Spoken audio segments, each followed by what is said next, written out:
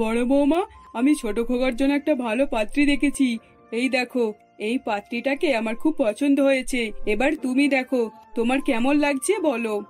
হ্যাঁ মা, মেয়েটাকে তো দেখতে খুবই সুন্দর। আপনার ঠিক যেমনটা পছন্দ ছিল তেমনটাই পেয়েছেন। আপনি তো সবসময় বলতেন আপনার ছোট খোকার জন্য আপনি সুন্দরী ফর্সা মেয়ে নেবেন, আর দেখুন আপনি ঠিক তেমনটাই পেয়ে গেলেন। হ্যাঁ বৌমা, আমি তো সবসময় এটাই চাইতাম, যেন আমার দুটো বৌমাই ফর্সা আর সুন্দরী হোক। তাই কাল যখন আমি ঘটক মশাইয়ের কাছে গেলাম, তখন ঘটক মশাই এই পাত্রীটার ছবি আমাকে দেখালো। সঙ্গে সঙ্গে দেখা মাত্রই আমি পছন্দ করে ফেললাম। তাই আমি বলেই এসেছি বিয়ের কথাবার্তা আগে বাড়ানোর জন্য। মা, কিন্তু আপনি একবারও আপনার ছোট খোকা রাহুলকে জিজ্ঞাসা করলেন না? যতই যাই হোক, একবার জিজ্ঞাসা করে দরকার। আজকে ছোট খোকা আর বড় খোকা যখন অফিস থেকে বাড়িতে আসবে, তখন আমি ওদের পাত্রীর ছবিটা দেখিয়ে দেব, সব কথা জানিয়ে দেব। তখন আমি ওকে পাত্রীর ছবিটা দেখিয়ে সব কথা জানিয়ে দেব। এই বলে কমলা দেবী নিজের রুমে চলে যায়। পাপিয়া রান্নাঘরের কাজে ব্যস্ত হয়ে পড়ে। আসলে কমলা দেবী তার স্বামী পলাশবাবু এবং দুই ছেলে শোভন ও রাহুল এবং বড় বৌমা পাপিয়াকে নিয়ে শহরে বসবাস করে। শোভন আর রাহুল দুই ভাই একই অফিসে কাজ করে। সেখান থেকেই ভালো টাকায় উপার্জন করে, আর সেই টাকা দিয়েই তারা সংসার চালায়। বাড়িতে কোনো কিছুরই অভাব ছিল না। তাই এই কারণেই কমলা দেবীর ছোট ছেলেরও বিয়ে দেবার জন্য উঠে পড়ে লেগেছিল। সেদিন তারা দুই ভাই বাড়িতে ফিরতে হাত পা ধুয়ে যখন খাবার টেবিলে খাবার খেতে বসে, তখন কমলা দেবী রাহুলের জন্য যে পাত্রীটা দেখেছিল সেটা রাহুল আর শোভনকে দেখায়। বড় খোকা, ছোট খোকা, এই দেখ, আমি এই পাত্রীটাকে পছন্দ করেছি। এর নাম হলো নন্দিনী, মানে রাহুলের জন্য। দেখ, মানে রাহুলের জন্য। দেখ ছোট খোকা, তোর পছন্দ হয়েছে তো? মা, আমি আর কি বলবো, তুমি পছন্দ করে ফেলেছো মানে বিয়ে তো করতেই হবে, তাই এতে আমার কিছু বলার নেই। ঠিক আছে, আমি রাজি। দেখেছো বড় বৌমা, আমি তোমাকে বললাম না রাহুল আমার কথাতেই রাজি হয়ে যাবে। এই কারণেই আমি ঘটক মশাইকে বিয়ের কথা আগে বাড়ানোর জন্য বলে এসেছি। এইরকম ভাবে কমলা দেবী এবং তার পরিবার সকলেই সেদিন অনেক খুশি হয়। তারপর তারা খাওয়া দাওয়া শেষ করে যে যার রুমে চলে যায়। দেখতে দেখতে বেশ কিছুদিন অতিবাহিত হয়ে যায়। এমনই একদিন কমলা দেবী তার ছোট ছেলে রাহুল এবং বড় বৌমা পাপিয়াকে নিয়ে নন্দিনীর বাড়িতে তাকে দেখবার জন্য যায়। মা, আপনি ঠিক যেমনটা ভেবেছিলেন তেমনটাই তো? তাহলে আর কথাবার্তা মেটাতে বেশি দেরি করবেন না, আজই বরং কথাবার্তা মিটিয়ে নিন, না হলে আরো দেরি হয়ে যাবে। হ্যাঁ বড় বৌমা, তুমি একদম ঠিক বলেছো। আমিও সেটাই ভাবছি। আজকেই আমি বিয়ের কথাবার্তাটা মিটিয়ে নেব, তারিখটা ঠিক করে তবেই এখান থেকে যাব। শাশুড়ি মায়ের কথা শুনে পাপিয়া আস্তে আস্তে মুচকে হাসতে থাকে। তারপর কমলা দেবী নন্দিনীর মাকে বলে, দিদি, আপনাদের মেয়েকে আমার খুব পছন্দ হয়েছে। আর আমার ছেলের তো পছন্দ অপছন্দের কোনো ব্যাপারই নয়। আমার পছন্দ মানে আমার ছেলেরও পছন্দ। এই নিয়ে আপনি একদম চিন্তা করবেন না। আপনি শুধু বলেন বিয়ের তারিখটা কবে ফেলবেন। দিদি, এইসব আর আমরা কি বলবো, আপনি যেদিন বলবে সেদিনকেই আমরা রাজি আছি। এইভাবেই নন্দিনীর মার কমলা দেবী দুই পক্ষ কথাবার্তা বলার পর তারা একটা শুভ লগ্ন দেখে বিয়ের তারিখ ঠিক করে ফেলে। কথাবার্তা মিটিয়ে তারা সেখান থেকে চলে আসে। রাহুল এবং তার বৌদি আর তার মা চলে যাবার পর নন্দিনীর মা নন্দিনীকে বলে, দেখ নন্দিনী, আমি তোর ভালোর জন্যই বলছি, তুই শ্বশুর বাড়িতে গিয়ে একদম ওই রকম ঝাল খাবার খাবি না। যতই যাই হোক না কেন, তোর শাশুড়ি মা শ্বশুর মশাই বড় যা খুবই ভালো, কিন্তু তুই এইসবের কিছু ফায়দা নিবি না। ওনারা যা বলবেন তাই করবি। আর এই ঝাল খাওয়া একদমই বন্ধ করে দে। তুই তো জানিস তোর জন্য তরকারি আমাকে আলাদা ভাবেই রান্না করতে হয়। তোর মতো ঝাল তরকারি আমাদের বাড়িতে কেউই খেতে পারে না। তুই যখনই তরকারি বানাস তখনই তরকারিতে এক ডিব্বা লঙ্কার গুঁড়ো ঢেলে দিস। আর এইরকম ভাবে কি শ্বশুর বাড়িতেও রান্না করবি? মা, তাহলে আমি ওখানে গিয়ে ঝাল খেতে পারবো না? না, এটা আমি করতে পারবো না। ঝাল ছাড়া তো আমি থাকতেই পারি না। আর একদিন না ঝাল খেলেই যেন আমার মনটা কেমন করে। ঠিক আছে মা, এখন তুমি আমাকে ওইসব কেন বলছো? আগে বিয়েটা হতে দাও, তারপর না হয় কথা। এই বলে নন্দিনী নিজের রুমে চলে যায়।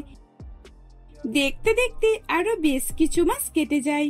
নন্দিনী আর রাহুলের বিয়ের দিন চলে আসে। বিয়ের দিন নন্দিনী তার বন্ধুদেরকে ঝাল ফুচকা নিয়ে আসার কথা বলে। নন্দিনী, তুই আজকেও ঝাল খাবি? মানে তুই কি তোর মেকআপটা নষ্ট করতে চাস? ঝাল খাওয়া মাত্রই তো তোর চোখ দিয়ে জল বের হয়, আর তুই সেই জলেতে তোর মেকআপটা নষ্ট করবি, তাই তো? এত টাকা দিয়ে মেকআপ করা, তুই সেটাকে খারাপ করে দিবি? উফ, চুপ কর তো। আমার মেকআপ যাই হয়ে যাক না কেন, ঝাল ফুচকা না খেয়ে আমি বিয়ের মণ্ডপে বসবো না। তোরা আগে যা, আমার জন্য ঝাল ফুচকা বানিয়ে নিয়ে আয়। ফুচকাওয়ালাকে বলবি ভালো করে বেশি করে ঝাল দিতে। নন্দিনীর কথাতেই তার বান্ধবীরা ঝাল ফুচকা আনতে বাধ্য হয়। কিছুক্ষণের মধ্যেই নন্দিনীর দুইজন বান্ধবী নন্দিনীকে ঝাল ফুচকা জোগাড় করে দেয়। বেশ কিছু ঝাল ফুচকা খাবার পর নন্দিনী খুব খুশি হয়। তারপর সে বিয়ের মণ্ডপে বসে। দেখতে দেখতে বেশ কয়েক ঘন্টার মধ্যে রাহুল আর নন্দিনীর বিয়ে সম্পূর্ণ হয়ে যায়। তারপর নন্দিনীকে নিয়ে রাহুল তার নিজের বাড়িতে চলে যায়। ছোট বৌমা বাড়িতে আসতেই কমলা দেবী তাকে বরণ করে বাড়ির ভিতরে আসতে বলে। বড় বৌমা, আজ কিন্তু তোমাকেই সব করতে হবে। আসলে সব করতে হবে মানে কাজ কাম তো সব হয়েই গেছে। মানে আমি বলতে চাইছি যে ছোট বৌমাকে সবকিছু শিখিয়ে দেওয়ার দায়িত্ব তোমার। মানে আমাদের রান্নাঘরটা কোন দিকে, আর রান্নাঘরে কোথায় কি রয়েছে না রয়েছে, আর তারপর নিজের রুমটা কোন দিকে, আর সবচেয়ে মেন কথা হলো কাল সকাল সকাল উঠতে হবে, এটা কিন্তু বলে দিও। হ্যাঁ হ্যাঁ মা, আপনি একদম চিন্তা করবেন না, আমি আপনার ছোট বৌমাকে সবকিছু শিখিয়ে দেব। এইভাবেই পাপিয়া তার ছোট যা নন্দিনীকে চারিদিকটা ঘুরিয়ে দেখাতে থাকে এবং কোথায় কি আছে না আছে এটাও বলে দিতে থাকে। তারপর রান্নাঘরের সব জিনিসপত্র দেখিয়ে দেয়, আর তারপর নন্দিনীর রুমে নন্দিনীকে দিয়ে আসে। এইরকম ভাবেই দেখতে দেখতে সকাল হয়ে যায়। সকালবেলা নন্দিনীর বড় জায়ের কথা মতো তাড়াতাড়ি উঠে রান্নাঘরে চলে যায় এবং সকলের জন্য জলখাবার বানাতে থাকে। নন্দিনী সকালের জলখাবারের নাস্তাতে সকলের জন্য পুরি আর আলুর দম বানায়, আর সেই আলুর দমে নন্দিনী অনেক বেশি লঙ্কার গুঁড়ো দিয়ে দিয়েছিল। কিছুক্ষণের মধ্যেই জলখাবার কমপ্লিট হয়ে যায়। তারপর সে খাবার টেবিলে সেগুলো সকলকে বেড়ে দেয়। সকলে পুরি আর আলুর দম একগাল খেয়েই বলে, বাবারে বাবা, ছোট বৌমা আমাকে তাড়াতাড়ি জলের গ্লাসটা দাও। উফ, কি ঝাল রে বাবা, এইরকম ঝাল খাবার আবার কেউ খায় নাকি? ছোট বৌমা, তুমি কি আলুর দম বানাতে জানো না? এরকম ঝাল আলুর দম কেউ খায় নাকি? আমাদের বাড়িতে তো কেউ এত ঝাল খাবার খায় না। নন্দিনী, তুমি সকলের জন্য এত ঝাল খাবার বানিয়েছো। আমি বুঝতে পারছি তুমি আজকে নতুন বলে হয়তো বুঝতে পারছো না, তাই তো? কিন্তু তুমি চিন্তা করো না, আমি আস্তে আস্তে তোমাকে সবকিছু শিখিয়ে দেব। এইভাবেই পাপিয়া তার ছোট যা নন্দিনীকে বোঝাতে থাকে। দেখতে দেখতে বেশ কিছুদিন অতিবাহিত হয়ে যায়। পাপিয়া একের পর এক নন্দিনীকে খাবার বানানো শিখিয়ে দেয় এবং কেমন কি মশলাপাতি দিতে হয় সেটাও বুঝিয়ে দিতে থাকে। এমনই একদিন নন্দিনী পাপিয়াকে বলে, আসলে বড় বৌদি, তোমাকে একটা সত্যি কথা বলবো। হ্যাঁ হ্যাঁ, কি বলবে বলো না। জানো তো বড় বৌদি, আমি ঝাল খেতে ভীষণ পরিমাণে পছন্দ করি, আর এই কারণেই আমি সব তরকারিতে বেশি বেশি ঝাল দিয়ে দিই। তাই জন্য সেদিন আমি খাবারে বেশি পরিমাণে ঝাল দিয়ে দিয়েছিলাম। সত্যি, আমার মতো তো ঝাল এখানে কেউই খায় না। মনে হচ্ছে আমাদের বাড়িতে কেউ খেতেও না, আর এখানে তো দূরের কথা। আচ্ছা আচ্ছা, এখন বুঝতে পারছি, তুমি ঝাল খাবার খাও বলে সকলের জন্য ঝাল খাবার বানিয়েছিলে, তাই তো? কিন্তু এই বাড়িতে তো কেউই ঝাল খাবার খায় না, আর তোমার মতো ঝাল তো কেউই খায় না। এইভাবেই তারা দুই জায় মিলে কথাবার্তা বলতে বলতে বাড়ির কাজ কাম মিটিয়ে ফেলে।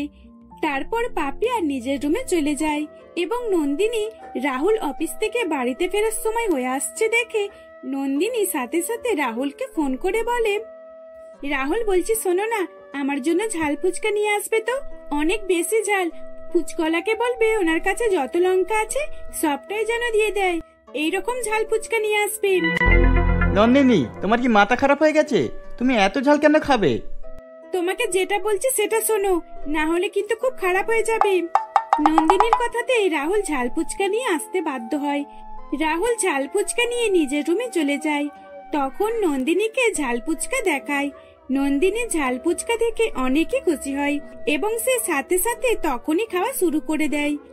ঝালের কারণে রাহুলের চোখে জল চলে এসেছিল এবং সে নন্দিনীকে বারণ করে যাচ্ছিল, কিন্তু নন্দিনী একের পর এক ঝাল ফুচকা খেয়েই চলেছিল। সেদিন নন্দিনীর কিছুই হয় না। পরের দিন নন্দিনী অনেক উল্টোপাল্টা ঝাল খাবার খেয়ে নিয়েছিল।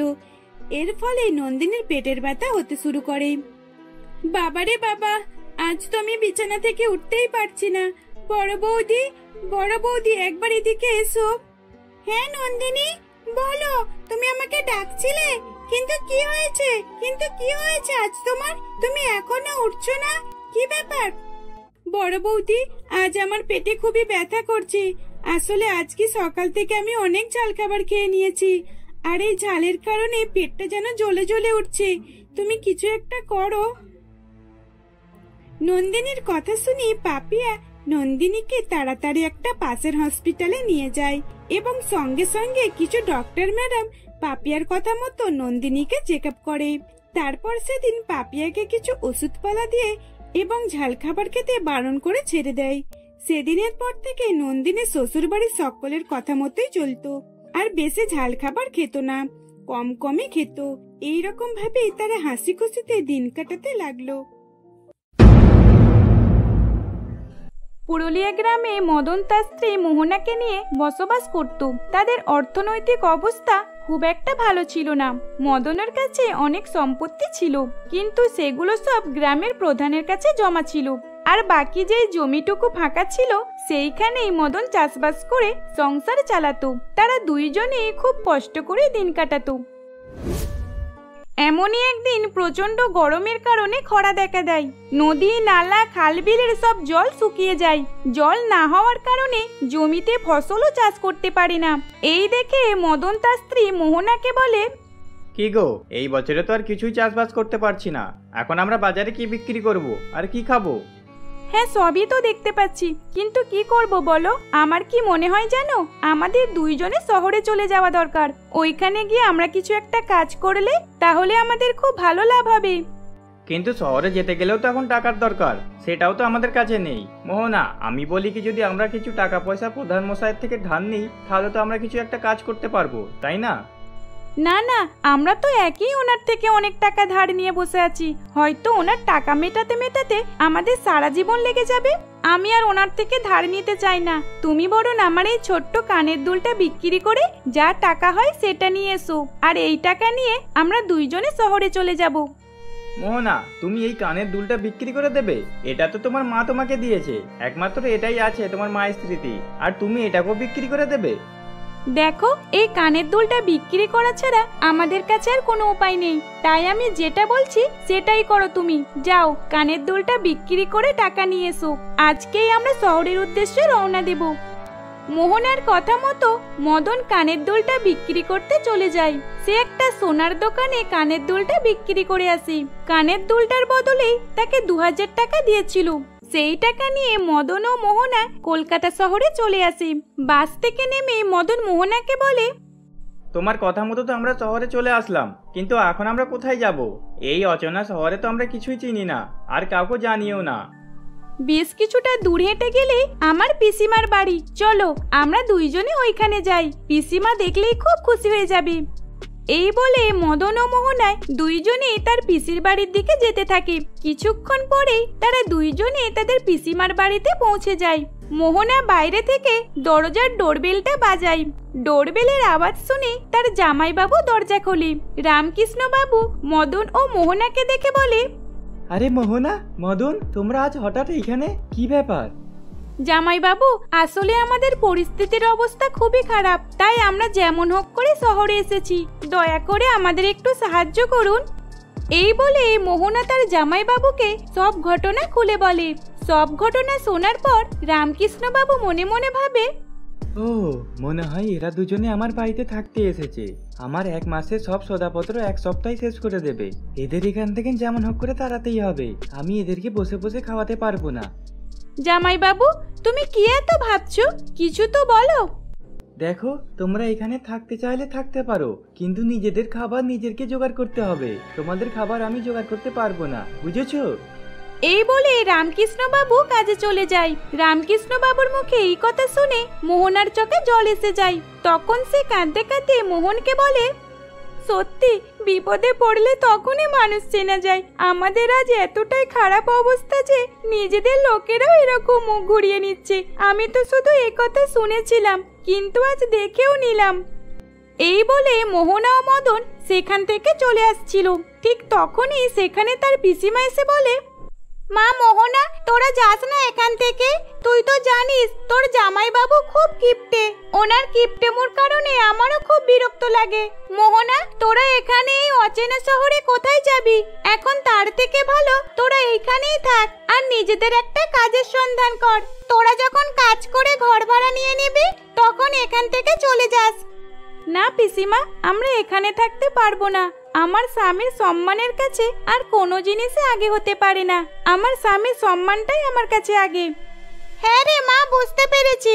মোহনা, আমি তো শুনেছি তুই খুব ভালো অমলেট বানাতে পারিস। শোন, এখানের লোকেরা অমলেট খেতে খুব পছন্দ করে।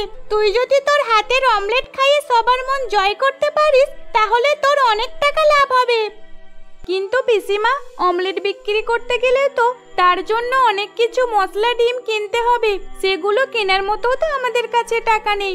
আর সবার প্রথম তো একটা ভালো কড়া কিনতে হবে যাতে আমরা অমলেট বানাতে পারি। আরে তুই কিছু চিন্তা করিস না, দাঁড়া, আমি এক্ষুনি আসছি। এই বলে পিসিমা তার রান্নাঘর থেকে একটা ননস্টিক কড়া এনে দেয় এবং তার সাথে মোহনাকে কিছু টাকা দিয়ে বলে, মোহনা, এই নে আমার এই ননস্টিক কড়াটা রাখ। এটাতে তুই অমলেট বানাবি। আর এই নে কিছু টাকা। এই টাকা দিয়ে অমলেটের সব মাল মশলা কিনে নিবি আর একটা ঠেলা গাড়িও কিনে নিবি যাতে করে তোরা অমলেট বিক্রি করতে পারিস। পিসিমা, তোমাকে অনেক অনেক ধন্যবাদ। আজ তুমি না থাকলে তাহলে কি যে হতো কি জানি। এই বলেই মোহনা তার পিসিমার সঙ্গে কিছুক্ষণ কথাবার্তা বলার পর সেখান থেকে চলে যায়। পরের দিন তারা একটা ঠেলা গাড়ি আর অমলেটের সব জিনিসপত্র কিনে স্কুলের সামনে বিক্রি করতে থাকে। প্রথম দিনে তাদের বেশ ভালো টাকা লাভ হয়েছিল। স্কুলের সব বাচ্চারা অমলেট খেতে মদন এবং মোহনার ঠেলা গাড়ির সামনে ভিড় জমাতো। স্কুলের সকল স্টুডেন্টরা মোহনার হাতের অমলেট খেতে পছন্দ করত। প্রথম দিনে তাদের সব অমলেট বিক্রি হয়ে যায়। সেই দেখে মোহন বলে, আমি তো কোনোদিনই ভাবিনি যে প্রথম দিনে আমাদের এত লাভ বিক্রি হবে। সব হয়েছে পিসিমার জন্য। আর যদি পিসিমা আমাদেরকে এত সাহায্য না করতো তাহলে তো আমরা কিছুই করতে পারতাম না, তাই না? এইভাবে মদন এবং মোহনা তার পিসিমার অনেক নাম করতে থাকে। পরের দিনে আবারও তারা মাল মশলা কিনে ঠেলা গাড়ি নিয়ে ওখানে অমলেট বিক্রি করতে থাকে। তাদের বেশ ভালো টাকায় লাভ হচ্ছিল। তারা দুইজনে টাকা জমিয়ে একটা ভাড়াটিয়া বাড়িতে থাকতে শুরু করে। মদন ও মোহনায় দুইজনে অমলেট বিক্রি করে ভালোভাবেই দিন কাটাচ্ছিল। একদিন তার জামাইবাবু তাদের ওই ঠেলা গাড়ির কথা জানতে পারে এবং বাড়িতে সে নিজের কড়া না পেয়ে তাদের ঠেলা গাড়ির সামনে এসে বলে, মা, তোমরা আমার বাড়ি থেকে আমার কড়া চুরি করে এনেছো? তোমাদের সাহস তো কম নয়। আমার কড়া দাও বলছি। না জামাইবাবু, আমরা চুরি করিনি। জামাইবাবু, এই কড়াটা দয়া করে নিয়ে চলে যাবেন না। আমরা তো এটাতেই অমলেট বানিয়ে বিক্রি করি। আর আপনি যদি এখন কড়াটা নিয়ে চলে যান তাহলে আমরা কিসে অমলেট বানিয়ে বিক্রি করব? সেটা তোমাদের ব্যাপার। তোমরা কিসে বিক্রি করবে না করবে সেটা আমি কেন বলতে যাব? দাও আমার কড়া, দাও বলছি। এই বলে রামকৃষ্ণ বাবু তার কড়া এবং তাদের কাছ থেকে সমস্ত টাকা নিয়ে চলে আসে। তখন মদন ও মোহনায় দুইজনে খুব কান্নাকাটি করতে থাকে। কি করবে না করবে কিছুই বুঝতে পারছিল না। ঠিক সেই সময় মদন মোহনাকে বলে, মোহনা, তুমি এখানে দাঁড়াও, আমি এক্ষুনি আসছি। কেন, কোথায় যাচ্ছ তুমি? কি গো, কোথায় যাচ্ছ বলে তো যাও। মদন চুপচাপ ঘরে গিয়ে তার বড় ব্যাগের মধ্যে থেকে একটা ইস্ত্রি বার করে নিয়ে আসে। স্ত্রীটা নিয়ে এসে মোহনাকে বলে, করা নেই তো কি হয়েছে, তুমি এই ইস্ত্রিতে অমলেট বানিয়ে দেখো। কিন্তু স্ত্রীতে কি করে অমলেট বানাবো? তুমি বানিয়ে দেখো কি হয়। মদনের কথা শুনে মোহনা স্ত্রীতে অমলেট বানাতে থাকে এবং তার স্ত্রীতে অমলেট বানানোর কথা পুরো শহরে ছড়িয়ে পড়ে। সকলেই তার কাছে অমলেট খেতে আসে এবং তার হাতের অমলেটের অনেক প্রশংসা করে। এইরকম ভাবেই দেখতে দেখতে তারা বেশ ভালো টাকা ইনকাম করে ফেলে। একদিন তাদের কাছে এক বড় রেস্টুরেন্টের মালিক আসে। আমাকে একটা অমলেট দিন তো। আমি তো শুনেছি আপনার হাতের অমলেট অনেক সুস্বাদু, তাই জন্য আজ খেতে চলে আসলাম। রেস্টুরেন্টের মালিকের কথা অনুযায়ী মোহনা তাকে একটা অমলেট দেয়। অমলেট গালে নিয়ে সে বলতে থাকে, বাহ, খুব সুস্বাদু, সত্যি খুবই টেস্টি, খুব ভালো লাগছে খেতে। আমাকে আর একটা দিন। বলছি, আপনারা কি আমার রেস্টুরেন্টে কাজ করতে চান? তাহলে আপনাদেরকে খুব ভালো টাকা মাইনে দেবো। আমার একটা বড় রেস্টুরেন্ট আছে, আমি সেইখানে আপনাদের হাতের অমলেট সবাইকে খাওয়াতে চাই। দয়া করে না বলবে না। রেস্টুরেন্টের মালিকের মুখে এইরকম কথা শুনে মদন ও মোহনা খুব খুশি হয়ে যায় এবং তারা কাজের জন্য রাজি হয়ে যায়। সেদিনের পর থেকে মদন ও মোহনা রেস্টুরেন্টে কাজ করতে থাকে। এইভাবেই তারা হাসি খুশিতে দিন কাটাতে থাকে।